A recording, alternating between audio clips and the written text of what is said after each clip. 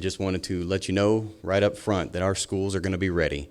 We've worked hard for the last year to get them clean and get them secured and safe. This is an electric sprayer, battery-powered sprayer. We've also purchased 3 to 4, and in some cases 5 battery-powered disinfecting sprayers for our school. Those will be utilized throughout the day for those high-contact, high-traffic areas, as well as when we need a quick response for additional cleaning and disinfecting. You'll see up in the front office we've installed acrylic plexiglass barriers for our front office staff. So when we talk ventilation, like they say, the outside air is the key. So in the room you're standing in, you have air handlers. You don't see it, but we know it's here, and you're pulling outside air through the air handlers because we've already been through this room. There are some occasions we run into some rooms we don't have outside air on, and there are technologies we've been using.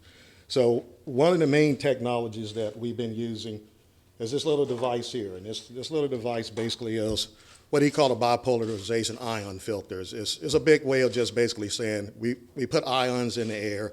The ion oxygen atoms grab anything in the room. Basically, they destroy some things, and other things they make inert. It's a different version of an ionization filter. This device, that's basically a UV light. A lot of people have been talking UV lights.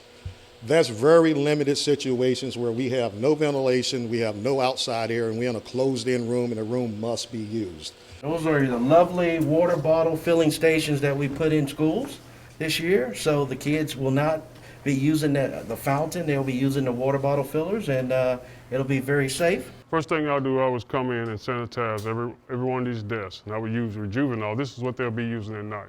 They'll spray it every desk, or desk at a time. This has a 10-minute dwell time, and then wipe off the excess on each desk. The same way with the tables.